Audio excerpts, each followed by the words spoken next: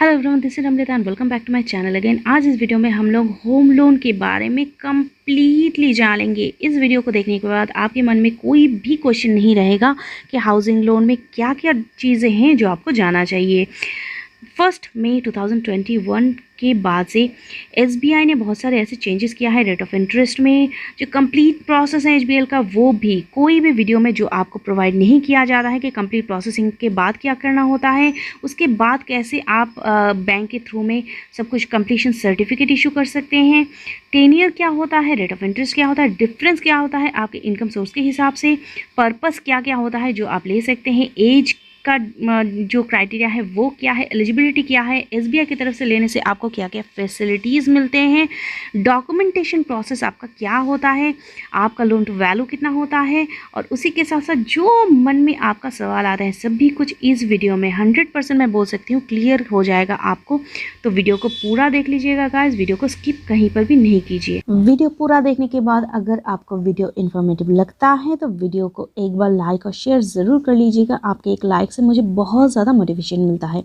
और उसी के साथ साथ गाइस मेरे चैनल को सब्सक्राइब करके बेल आइकन को प्रेस करना भी मत भूलिएगा ताकि कोई भी नोटिफिकेशन आपसे नहीं छूटे। चलिए वीडियो को शुरू करते हैं। पर्पस ऑफ होम लोन क्या होता है? पर्पस ऑफ होम लोन, सबसे पहले आप अगर कोई रेडी टू मूव फ्लैट या हाउस खरीदना चाहते हैं उसके लिए आपको दिया जाता है, या फिर हाउस का कंस्ट्रक्शन आप करना चाहते हैं तब भी आप ले सकते हैं। आप प्लॉट खरीद कर हाउस बाय कर मतलब बनाना चाहते हैं, पहले प्लॉट खरीदना चाहते हैं उसके बाद बनाना चाहते हैं तब भी आपको होम लोन मिलता है। या फिर आप अगर कंस्ट्रक्शन या रिनोवेशन करना चाहते हैं, आपके समझ लीजिए आपका ग्राउंड फ्लोर है उसके ऊपर आप और एक फ्लोर बनाना चाहते हैं तब भी आप हाउस लोन के लिए एप्लीकेबल हैं। पर्पस के हिसाब से होम लोन के प्रोडक्ट में एसबीआई में ऐसे न्यूमरस प्रोडक्ट्स हैं जो अलग अलग प्रोडक्ट और अलग अलग क्राइटेरिया के ऊपर डिपेंड करता है। अगर वो सब कुछ अगर आप जानना चाहते हैं, आपका कोई भी क्वेरी है वो प्रोडक्ट के बारे में या फिर होम लोन के उस सेक्शन के बारे में, मुझे कमेंट सेक्शन में ज़रूर बताइएगा। उसके बारे में वीडियो हम ज़रूर बनाएंगे, लेकिन आज हम बनाएंगे एसबीआई का जो रेगुलर होम लोन है उसके ऊपर। रेगुलर होम लोन में देखिए क्या मिलता है आपको, लो रेट ऑफ इंटरेस्ट मिल रहा है, नो हिडन चार्जेस मिल रहा है, स्पेशल ऑफर मिल रहा है अगर आप सैलरीड एम्प्लॉय हैं और आपका सैलरी होता है। ये डिपेंड नहीं करता है कि आपका सैलरी स्टेट बैंक में ही हो, आपका सैलरी चाहे कोई भी बैंक में हो, सैलरीड एम्प्लॉय के लिए कुछ अलग से इंटरेस्ट रेट कम किया जाता है। वुमेन बोरोअर्स के लिए एक्स्ट्रा कुछ कंसेशन हमेशा ही एसबीआई में दिया जाता है, जैसे कि बेसिकली 0.05% का कंसेशन मिलता है। अगर आप योनो के थ्रू में एप्लीकेशन प्रोसेस करते हैं तो आपको एक्स्ट्रा बेनिफिट मिलता है, जो प्रोसेसिंग चार्ज है उसके ऊपर और इंटरेस्ट रेट के ऊपर भी। प्रोसेसिंग फ़ी वेब्ड होता है कभी कभी, जैसे कि जो फेस्टिवल सीजन्स होता है उसके टाइम में ज़्यादातर देखा जाता है कि प्रोसेसिंग फ़ी वेब्ड किया जाता है, या फिर कभी कभी प्रोसेसिंग फ़ी एकदम कम किया जाता है। इंटरेस्ट रेट जो है वो डेली रिड्यूसिंग बैलेंस के ऊपर होता है। और एसबीआई की, जैसे मैंने बता दिया, एसबीआई की वेरियस होम लोन प्रोडक्ट्स है जो आपके एवरी नीड्स के ऊपर ठीक बैठता है।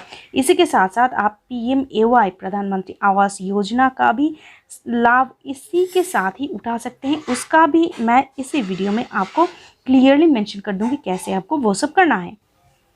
एलिजिबिलिटी में सभी कोई होम लोन के लिए एलिजिबल हैं अगर आपका एक स्टेबल इनकम है, चाहे आप सैलरीड हो, सेल्फ एम्प्लॉयड बिजनेसमैन हो, आप होम लोन के लिए एलिजिबल होंगे।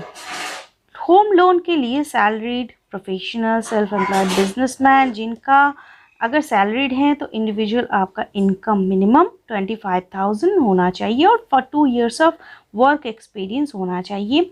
25,000 से नीचे भी कुछ कुछ होम लोन आपको प्रोवाइड किया जाता है, वो आप बैंक में जाकर पता कर सकते हैं। सेल्फ एम्प्लॉयड जो एप्लीकेंट्स हैं उनका क्रेडिट स्कोर देखा जाता है, सिविल स्कोर भी देखा जाता है जो 650 या उससे ऊपर होना चाहिए। ये सभी के लिए क्राइटेरिया है। सैलरीड अगर आप हैं तब भी आपका क्रेडिट स्कोर 650 या उससे ऊपर होना चाहिए, या फिर -1 होना चाहिए। -1 आपका तब भी होता है जब आप कोई भी लोन कभी नहीं लिए हो। और उसी के साथ साथ सेल्फ एम्प्लॉयड जो है उनका 5 years का एक्सपीरियंस देखा जाता है, और बाकी जो क्राइटेरिया है आगे आपको पता चल जाएगा। अभी जान लेते हैं कि लोन आपको कितना मिल सकता है। आपके प्रोजेक्ट के वैल्यू के ऊपर आपका एलटीवी डिपेंड करता है। मतलब कि अगर आपका प्रोजेक्ट वैल्यू 30 लाख या उससे कम है, अगर आपको लोन की रिक्वायरमेंट 30 लाख उससे कम है, तो आपका मार्जिन मनी लगेगा 10%, मतलब 3 लाख, और आपको लोन मिलेगा 90%, मतलब जो रेस्ट ऑफ मनी है मतलब 27 लाख मिल जाएगा। अगर आपका प्रोजेक्ट वैल्यू होता है 30 लाख से लेकर 75 लाख तक, तो आपका मार्जिन मनी बैठता है 20%, मतलब 6 लाख, और बाकी आपको लोन में मिल जाता है। अगर प्रोजेक्ट वैल्यू आपका है 75 लाख से ऊपर, तब जाकर आपको ये 25% मार्जिन आपको देना होता है और 75% लोन में मिल जाता है। लेकिन यहाँ पे ये देखना ज़रूरी है कि बैंक जो है हमेशा ही जब ज़्यादा करके पैसा बैंक का रिस्क में जाता है, बैंक उतना ज़्यादा करके मार्जिन आपसे लेता है, क्योंकि बैंक हमेशा ही ये सिक्योर करता है कि आपका रीपेमेंट सिस्टम ठीक है, बैंक का जो पैसा है वो ज़्यादा रिस्क में ना आ जाए। इसीलिए कम पैसे में, मतलब अगर आपका रिक्वायरमेंट कम है, प्रोजेक्ट वैल्यू कम है, तो बैंक आपको ज़्यादा एलटीवी देता है, और अगर आपका रिक्वायरमेंट ज़्यादा है तो बैंक आपको मार्जिन मनी ज़्यादा लेता है और एलटीवी वैल्यू आपका कम हो जाता है। अभी चलते हैं सबसे क्रूशियल पॉइंट में, rate of interest. Rate of interest guys अभी मई 1 से आपको जो मिल रहा है वो है 6.70, लेकिन ये डिपेंड करता है बहुत सारे क्राइटेरिया के ऊपर। अभी ये जो रेट ऑफ इंटरेस्ट है उसके ऊपर आपको देखना चाहिए कि बाकी बैंक्स और एसबीआई में कौन सा डिफरेंस चल रहा है, वो थोड़ा सा आप देख लीजिएगा, गूगल में सर्च कर सकते हैं, या फिर इसके लिए अगर आपको एक अलग से वीडियो चाहिए वो भी मुझे कमेंट सेक्शन में आप डाल सकते हैं। मैं आपको अलग से वीडियो बनाकर दिखा दूँगी कौन सा बैंक कितने टाइप का रेट ऑफ इंटरेस्ट प्रोवाइड कर रहा है। अगर आप यहाँ पे देख सकते हैं कि सैलरीड कस्टमर को जो है 6.70 से लेकर 6.90 तक का ऑफ़र दिया गया है अप टू 30 लाख, और नॉन सैलरीड को जहाँ पे आप देख सकते हैं 6.80 से लेकर 7% तक अप टू 30 लाख दिया गया है। और जब भी ये अमाउंट बढ़ जाता है, मतलब 30 लाख से 75 से या फिर अबव 75, तब वो रेट ऑफ इंटरेस्ट और बढ़ जाता है। ये सेम ही तरह से चलता है जैसे कि अभी मैंने आपको बताया है कि एलटीवी वैल्यू जैसे होता है, बैंक का पैसा जितनी बार रिस्क में जाता है, बैंक जब भी देखता है कि रिस्क में पैसा जा रहा है, तब भी इंटरेस्ट रेट भी बढ़ जाता है, एलटीवी वैल्यू भी आपका बढ़ जाता है, और बैंक रिस्क भी कम लेना चाहते हैं, मार्जिन मनी भी आपको तब भी ज़्यादा लग रहा है। यहाँ पर 6.70 जो है इसके ऊपर आपको देखना चाहिए कि आरबीआई का रेपो रेट कितना चल रहा है, वो गूगल में जाने के बाद ही आपको पता चल जाता है। जैसे अब भी रेपो रेट जो चल रहा है वो है 4%।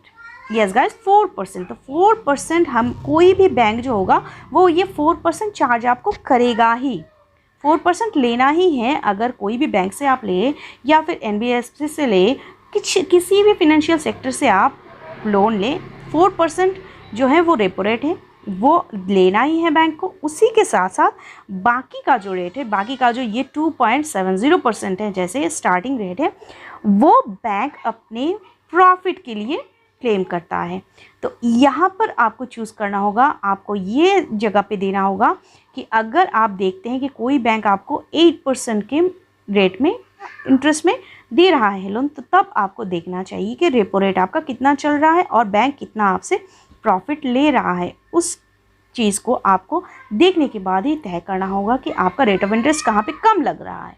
ओके, तो फिलहाल तो 6.70 मतलब एसबीआई आपसे 2.70 ज़्यादा ले रहा है, लेकिन ये जो है ये क्राइटेरिया के ऊपर डिपेंड करता है। यहाँ पे देखिए बेस रेट दिया जो हुआ है वो है 6.70, लेकिन ये फ्लक्चुएट कर सकता है। ये पे इसलिए ये दिया हुआ है कि 6.70 से 6.90 तक आपको लग सकता है।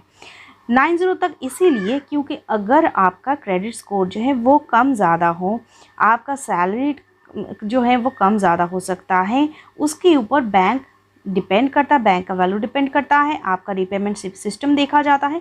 उसी के बाद ही अगर आपका सबसे अच्छा क्रेडिट स्कोर है, सब कुछ अच्छा है, तब जाकर आपको 6.70 का एक रेट ऑफ इंटरेस्ट मिलता है, जबकि नॉन सैलरीड को यहाँ पर मिलता है 6.80। नॉन सैलरीड को इसीलिए ज़्यादा मिलता है कि नॉन सैलरीड में रीपेमेंट का सिस्टम थोड़ा सा बैंक रिस्केबल पाता है, वहाँ पे रिस्क है, इसीलिए उनको ज़्यादा इंटरेस्ट देना होता है।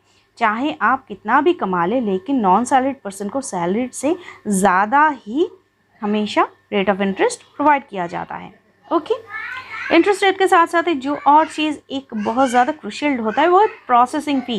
गाइस प्रोसेसिंग फ़ी जब वेब्ड होता है तब आपको बहुत ज़्यादा फ़ायदा होता है। इसी के साथ साथ प्रोसेसिंग फ़ी अगर आपको लग जाता है तो वो प्रोसेसिंग फ़ी क्या होता है, 0.40% ऑफ द लोन अमाउंट के ऊपर 0.40% आपको लग सकता है। लेकिन कुछ भी हो, मिनिमम आपको 10,000 देना ही होता है और मैक्सिमम आपको 30,000 तक लग सकता है, एक्सक्लूडिंग जीएसटी। इसके साथ साथ जीएसटी भी ऐड होता है जो 18% जीएसटी होता है। तो ये डिपेंड करता है, ये एसबीआई के ऊपर डिपेंड करता है कब ये प्रोसेसिंग फ़ी वो लोग हटा दे या फिर कम कर दे, या फिर अगर जैसे मैंने बता दिया है अगर आप योनो से प्रोसेस करते हैं या फिर सैलरीड क्लास से तो बहुत सारे ऐसे ऑफर्स आपको मिल जाता है जो प्रोसेसिंग फ़ी में आपको कम देखने को मिलेगा। इसी के साथ साथ आप जान लीजिए जो बिल्डर्स टाइड अप हैं एसबीआई के प्रोजेक्ट के साथ उनका टीआईआर और वैल्यूएशन रिक्वायरमेंट नहीं होता है, वो आपको अलग से प्रोवाइड करने की ज़रूरत नहीं होती है। ओके, तो आपको ये ज़रूर चेक करना चाहिए अगर आप कोई फ्लैट ख़रीद रहे हैं तो उसका टाई अप जो है वो एसबीआई के साथ है कि नहीं। अगर एसबीआई के साथ टाई अप है तो आप उसका जो सर्चिंग और वैल्यूएशन वगैरह है वो पहले से ही हुआ रहता है, इसलिए आपको कोई भी चार्जेस वहाँ पे नहीं देना होता है। लेकिन other than SBI tied up projects आपको कहीं पर भी ये जो प्रोसेसिंग फ़ी है उसके साथ साथ जो वैल्यूएशन है वो भी आपको देना होता है, सर्चिंग का भी आपको देना होता है। सैलरीड और सेल्फ एम्प्लॉयड दोनों को ही जो डॉक्यूमेंट्स लगती है वो है सबसे पहले कि लोन एप्लीकेशन फॉर्म का जो ड्यूली फिलअप फॉर्म होगा उसका कॉपी और उसी के साथ साथ 3 पासपोर्ट साइज रिसेंट फ़ोटोग्राफ।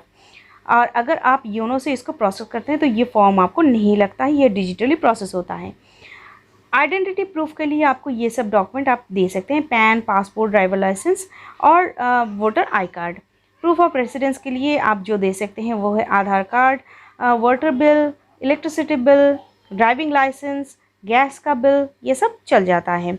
उसी के साथ साथ नीचे के जो डॉक्यूमेंट्स में जो आपको ज़रूरी होता है वो है प्रॉपर्टी पेपर्स में, ये सभी का मैंडेटरी है। परमिशन फॉर कंस्ट्रक्शन जहाँ जहाँ पे एप्लीकेबल है, सभी स्टेट में एप्लीकेबल नहीं है तो ये आपको चेक करना होगा और बैंकर से ये जाके पता करना होगा। रजिस्टर्ड एग्रीमेंट फॉर सेल, जो ऑक्यूपेंसी सर्टिफिकेट हैं अगर आप रेडी टू मूव में जा रहे हैं तो।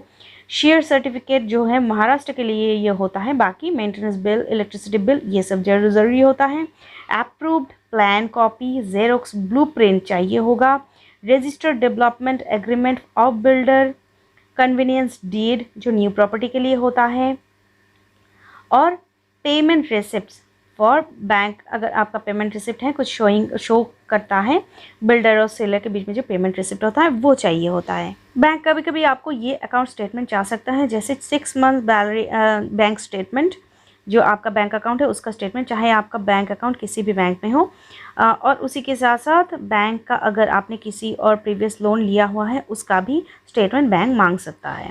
इनकम प्रूफ में अगर सैलरीड एम्प्लॉयड हैं आप तो सैलरी स्लिप मांग सकता है 3 मंथ्स का, और जो फॉर्म 16 है उसका लास्ट 2 ईयर्स कॉपी, ये हो सकता है सैलरीड के लिए। अगर आप नॉन सैलरीड हैं तो नॉन सैलरीड के लिए आपको ये सब लग सकता है। बिजनेस एड्रेस का प्रूफ लगेगा, आईटी रिटर्न्स लगेगा 3 ईयर्स का, balance sheet and profit loss sheet ये भी 3 ईयर्स का लगेगा, बिजनेस लाइसेंस डिटेल्स लगेगा, टीडीएस सर्टिफिकेट लगेगा और सर्टिफिकेट ऑफ क्वालिफिकेशन, अगर ये जैसे कि सीए, डॉक्टर वगैरह जो सेल्फ एम्प्लॉयड हैं उनका क्वालिफिकेशन सर्टिफिकेट देना होता है। बस यही डॉक्यूमेंट्स आपको प्रोवाइड करना होता है लोन के प्रोसेसिंग के टाइम पर।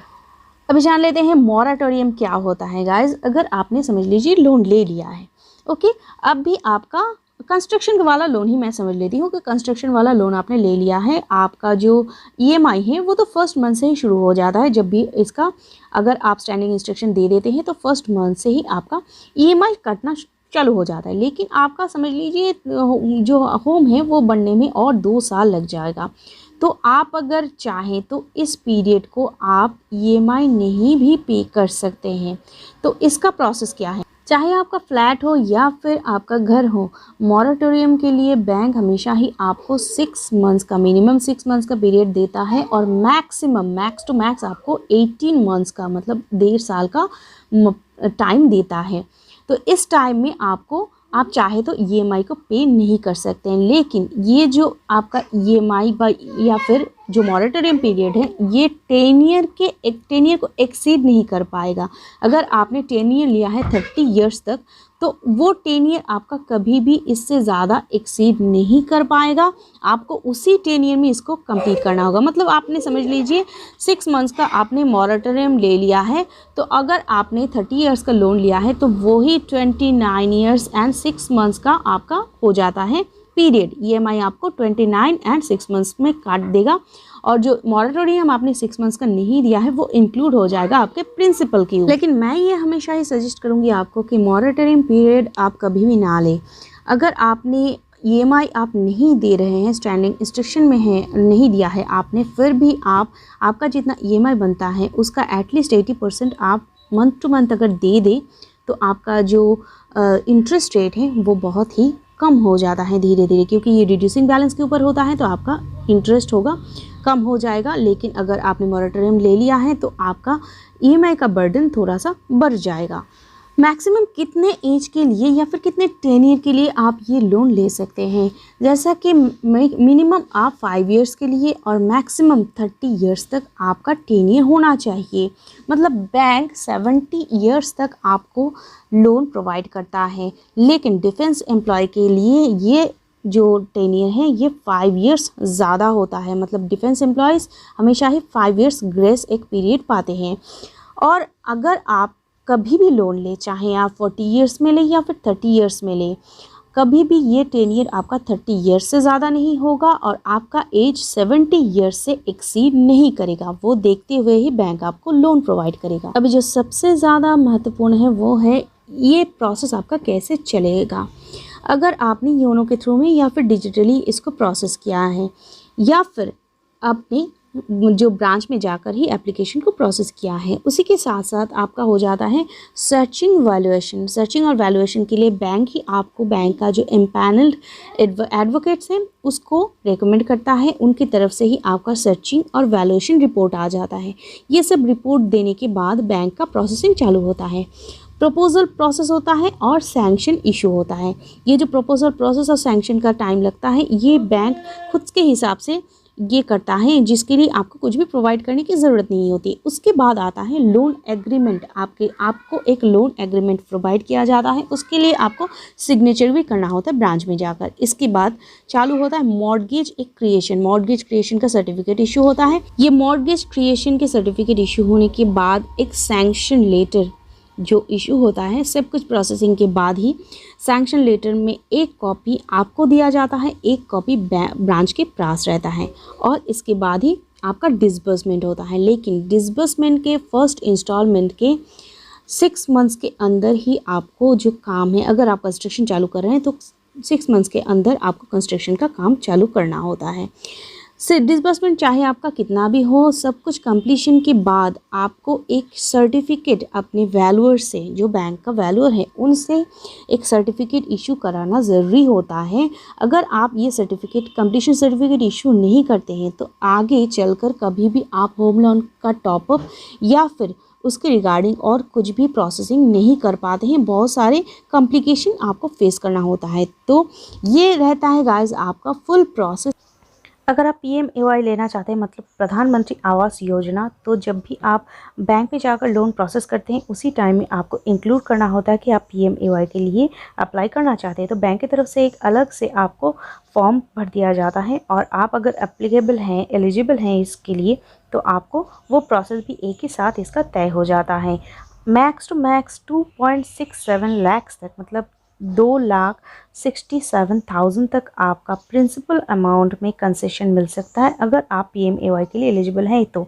लेकिन आपको ये तय करना होगा कि आपकी हस्बैंड एंड वाइफ में से किसी का भी पक्का मकान किसी के नाम पर भी नहीं होना चाहिए, और आपका जो इनकम जो स्लैब है, जो PMAY के बहुत सारे स्लैब में ये डिपेंड करता है, वो भी आपको एक बार देखना चाहिए। अगर आप चाहते हैं कि PMAY को लेकर एक डिटेल वीडियो मैं प्रोड्यूस करूं तो आप मुझे कमेंट सेक्शन में इसके बारे में ज़रूर बताइए, तो फिर मैं PMAY के बारे में भी एक डिटेल में वीडियो आपको प्रोवाइड कर दूंगी। तो चलिए गाइस, मिलते हैं फिर से नए वीडियो के साथ। होप कि ये वीडियो आपके लिए बहुत ही इन्फॉर्मेटिव है और सभी कुछ जो रिगार्डिंग होम लोन आपको ज़रूरी है जानना, सभी कुछ इस वीडियो में आपको मिल चुका होगा।